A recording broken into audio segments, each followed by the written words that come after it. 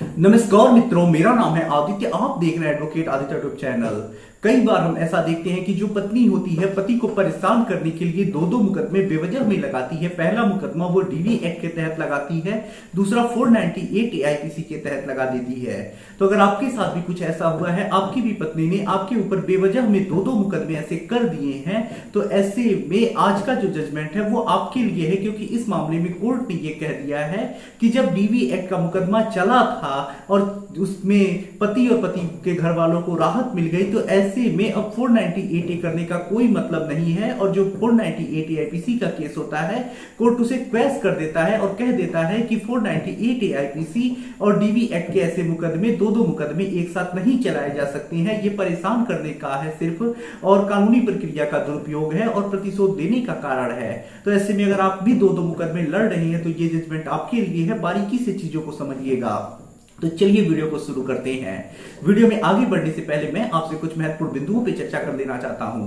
पहली चीज तो ये कि मेरी एक किताब पब्लिश हुई है जिसका नाम है legal guide for husband in matrimonial cases. जैसा इस किताब का नाम ही है legal guide for husband in matrimonial cases, वैसा ही इस किताब का उद्देश्य भी है। इस किताब में आपको मैट्रिमोनियल केस जैसे 498, 125 CrPC, DV act, section 9 divorce case, इन सब मुकदमों के संबंध में काफी अच्छी जानकारी मिल जाएगी। जैसे कैसे मुकदमा लड़ना है, कैसे बचाव करना है, कैसे प्रक्रिया चलेगी, कैसे डिस्चार्ज होंगे, किस प्रकार से आप 498 आईपीसी केस में अपना पक्ष मजबूत करेंगे, कैसे उससे क्वेश कराएंगे, कैसे 125 सीआरपीसी डीवी एक्ट खारिज कराएंगे, किस प्रकार से आप केस से बरी होंगे, कैसे ड्राफ्टिंग करेंगे, कैसे प्रक्रिया चलेगी, सारी चीजें आप समझ सकती हैं। तो यदि आप मैट्रिमोनियल केसेस के बारे में समझना चाहती हैं तो हमारे इस किताब को बाई कर दे। किताब का जो मूल्य है वो 600 रुपए है, जिसमें 100 रुपए कोरियर चार्ज है। किताब को बाई करने के लिए व्हाट्सएप पर मैसेज करिएगा।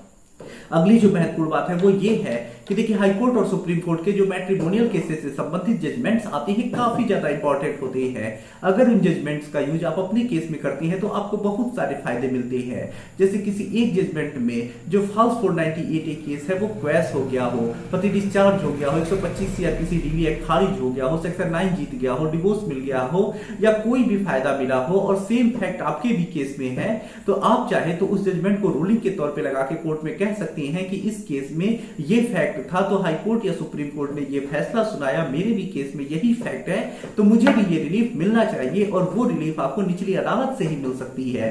तो यदि आप मैट्रिमोनियल केसेस से संबंधित जजमेंट से अपडेट रहना चाहते हैं, अपने केस में यूज करके फायदा लेना चाहते हैं, तो हमारे ग्रुप से जुड़ सकते हैं। ग्रुप में जुड़ने का जो चार्ज है 500 रुपए लाइफ टाइम के लिए है। ग्रुप से जुड़ने के लिए व्हाट्सएप पर मैसेज करिएगा।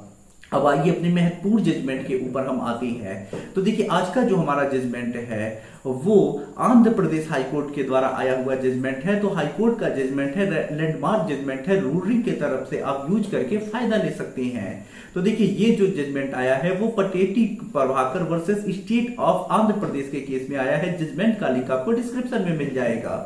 तो देखिए, मामले में होता कुछ ऐसा है कि जो पत्नी होती है पति के ऊपर डीवी एक्ट के तहत केस दर्ज कराती है। वो मुकदमा चलता है जिसमें पति और पति के घर वालों का नाम होता है। उसके बाद जो मजिस्ट्रेट होते हैं उस मुकदमे से पति और पति के घर वाले जो होते हैं उन्हें बरी कर देते हैं, कह देते हैं कि ये मुकदमा गलत दर्ज हुआ है, और वो खारिज हो जाता है और सभी लोग बरी हो जाती हैं। इसी दौरान जो पत्नी होती है उसके बाद 498 आईपीसी में भी जाकर के थाने में कंप्लेन करती है, एफआईआर दर्ज होता है, पुलिस इन्वेस्टिगेशन करती है और चार्जशीट लगाती है। उसके बाद जो पति के घर वाले होते हैं क्वेशिंग के लिए उच्च न्यायालय में 482 सीआरपीसी के तहत प्रार्थना पत्र दाखिल करती हैं, जिसमें पति के घर वालों की तरफ से यह तर्क रखा जाता है कि पत्नी ने पहले डीवी एक्ट का मुकदमा लगाया था, और जो डीवी एक्ट का मुकदमा लगाया था उसमें हमारा नाम था, हमें भी उसमें प्रतिवादी बनाया गया था। उसके बाद कोर्ट ने यह पाया कि हम लोगों ने कोई ऐसा अपराध नहीं किया है और हमें बरी कर दिया।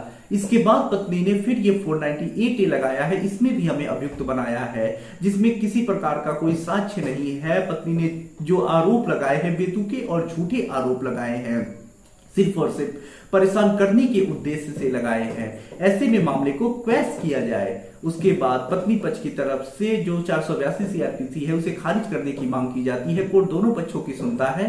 कोर्ट यही पाता है कि इसी आरोपों के आधार पर एक बार यही लोग बरी हो चुके हैं, मामला खत्म हो चुका है, डीवी एक्ट का मुकदमा समाप्त हो चुका है, और फिर उन्हीं आरोपों के आधार पर ये 498 आईपीसी का केस चल रहा है, जो उचित नहीं है, बिल्कुल कानूनी प्रक्रिया का दुरुपयोग है।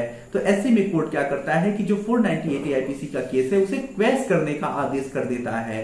तो अगर आपके भी मामले में पत्नी ने इसी प्रकार का कुछ कृत्य किया है, उसने 498 आईपीसी भी दर्ज कराया है और डीवी एक्ट दर्ज कराया है, और आप उसमें से एक केस से बरी हो जाती हैं या क्वेश करा देते हैं, तो ऐसे में दूसरा वाला भी जो केस है उसी के आधार पे खत्म हो जाएगा।